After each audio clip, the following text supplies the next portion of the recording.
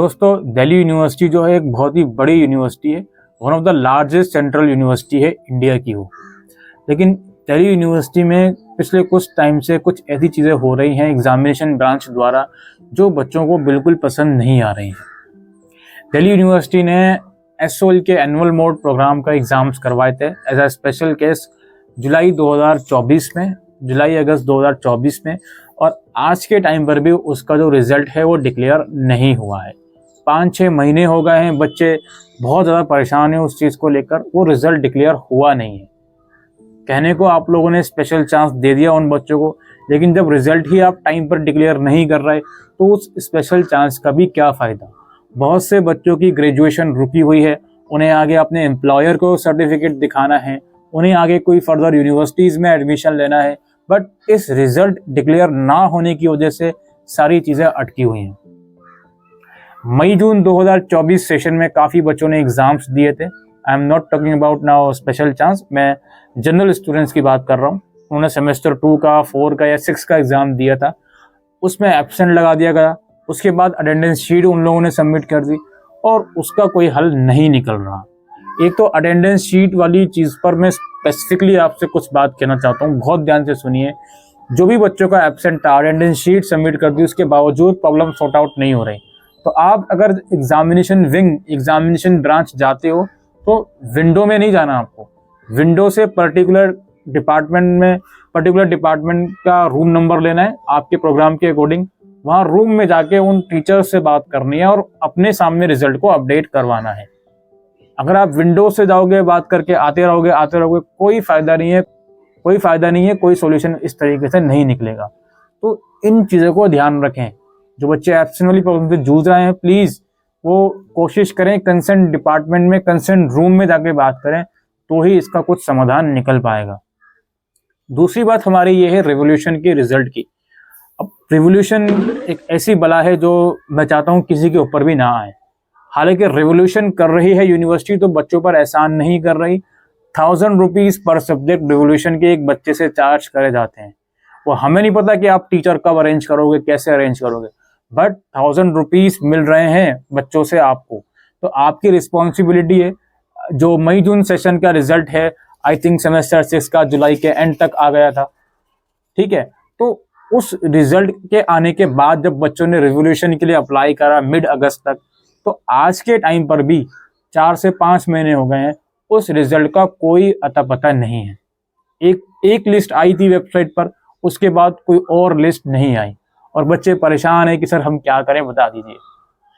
एक और केस आया था यूएफएम का, एक बच्चे का यूएफएम लगा था, उसकी गलती है बिल्कुल, उसको चीटिंग नहीं करनी चाहिए थी। अब हुआ क्या, जब यूएफएम लगने के बाद उसने उस पर्टिकुलर सेशन के दोबारा एग्जाम दिए 1 साल के बाद, तो उस रिजल्ट में फिर से यूएफएम लगकर आया और इस बार उसने कोई चीटिंग वगैरह, कोई उसने ऐसी अनफेयर एक्टिविटी नहीं करी।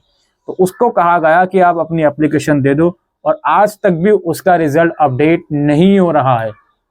27 अप्रैल का उसका मैसेज मेरे पास आया हुआ है, और आज के टाइम पर भी वो बच्चा आंसुओं से रोता है कि सर ये बिल्कुल हमारी मदद नहीं कर रहे हैं, हमें बता दीजिए कहाँ जाके इनकी कंप्लेंट करी जाए।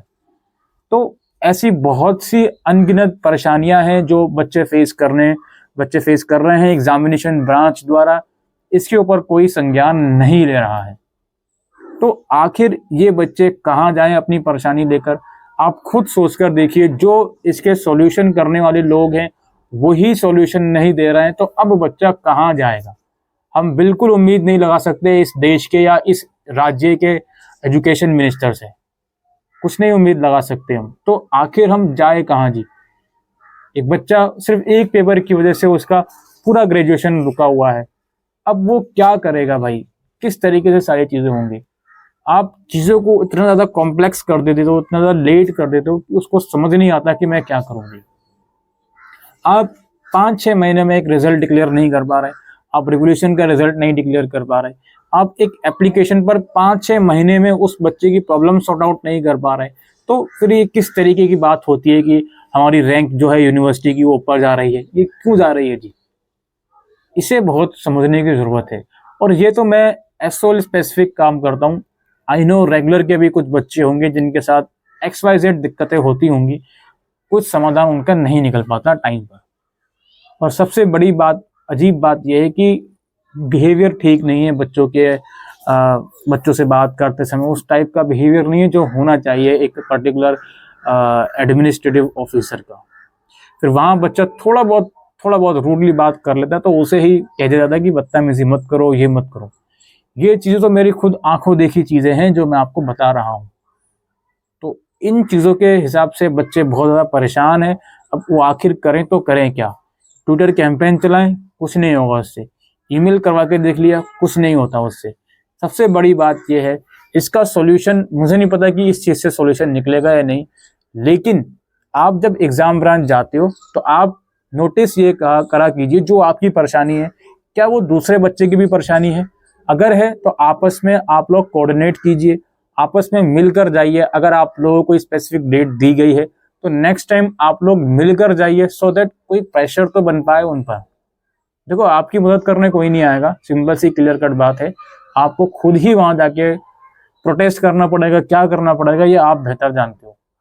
जैसे रिजल्ट के संदर्भ में बात हो गई, ठीक है, बहुत सी ऐसी चीजें हैं। देखो, अभी 2019 वाले बैच को स्पेशल चांस दिया गया, लेकिन ना तो कोई इसकी औपचारिकता निकाली गई, ऑफिशियल नोटिफिकेशन।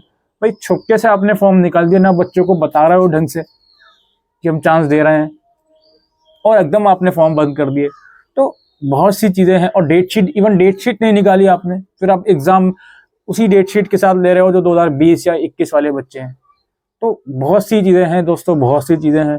पिछले 6.5 सालों से मैं वीडियोस बना रहा हूँ यूट्यूब पर, और मैंने तो बहुत सी चीजें ऐसी देख ली जो मुझे उम्मीद नहीं थी कि ये सब चीजें भी हो सकती हैं एग्जामिनेशन ब्रांच में। तो यही सब था। काफी लोग मुझसे कहते हैं कि सर आप कुछ बोल नहीं रहे हो इस पे। भाई मेरे बोलने से अगर कुछ होता था तो पिछले 6.5 सालों में ये चीज इम्प्रूव हो जाती, लेकिन वो नहीं हो रही है।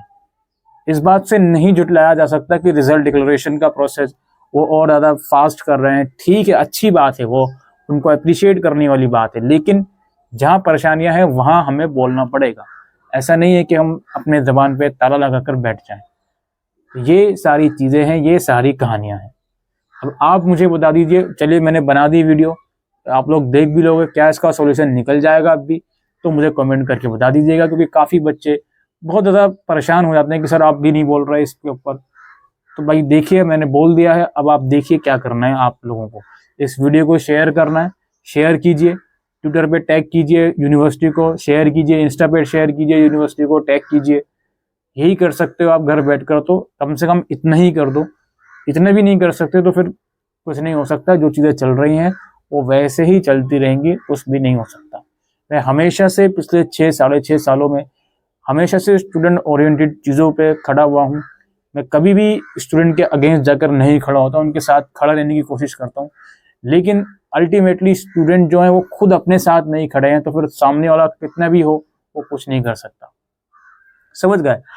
हमारा ग्रुप बना हुआ है, उस ग्रुप के अंदर बच्चे बहुत ही कैजुअली पूछते रहते हैं रिजल्ट कब आएगा, लेकिन जब 1-2 बच्चे बात करते हैं चलो हम चलते हैं एग्जाम ब्रांच, तो फिर सबकी जबान पे ताला, भाई हम क्यों जाएं एग्जाम ब्रांच, सामने वाला पर्सन चला जाएगा। तो जब आपको लगता है कि आपके जाने से कुछ नहीं होगा, तो आपको ये क्यों लग रहा है किसी और के जाने से कुछ हो जाएगा?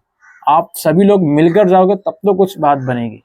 लेकिन नहीं जी, यहाँ तो ऐसा कुछ होता ही नहीं है। यूनिटी नाम की कोई चीज ही नहीं है। एनसीवेप डिपार्टमेंट में रिजल्ट की धांधली हुई थी एक पर्टिकुलर कॉलेज में। उन गर्ल्स ने, उन छात्राओं ने प्रोटेस्ट किया था। ठीक है, प्रोटेस्ट करने के बाद हालांकि देर उनको भी लगी, पर उन्होंने नोटिफिकेशन निकाला कि हम इस चीज के ऊपर काम कर रहे हैं। तो आप किस चीज का इंतजार कर रहे हो यार? मैं आप लोगों को लड़ने के लिए तो नहीं बोल रहा हूँ, मैं तो जो आपका डेमोक्रेटिक राइट है उसी को आगे रखने को बोल रहा हूँ कि जाओ कम से कम एक साथ ग्रुप में मिलकर बात तो करो कि भाई कहाँ रह गया हमारा रिजल्ट, हमारा रिवोल्यूशन का रिजल्ट कहाँ रह गया, हमारी एब्सेंट वाली प्रॉब्लम ठीक क्यों नहीं हुई। एटलीस्ट बात तो करो जाके यार। जब आप बात ही नहीं करोगे तो सबको, सामने वाले पर्सन को जो नया आ रहा है यूनिवर्सिटी में देख रहा है, या तो बिल्कुल साफ था, आराम से बच्चे कॉलेज रिजॉल्व करवा रहे हैं, कुछ नहीं है, या तो सब अच्छा चल रहा है। लेकिन एक्चुअल में जो बच्चा अंदर ही अंदर परेशान हो रहा है इन चीज़ों से, उसके बारे में किसी को कुछ नहीं पता। तो यही सब है जो मैं बोलने आया था इस वीडियो के अंदर। Thank you.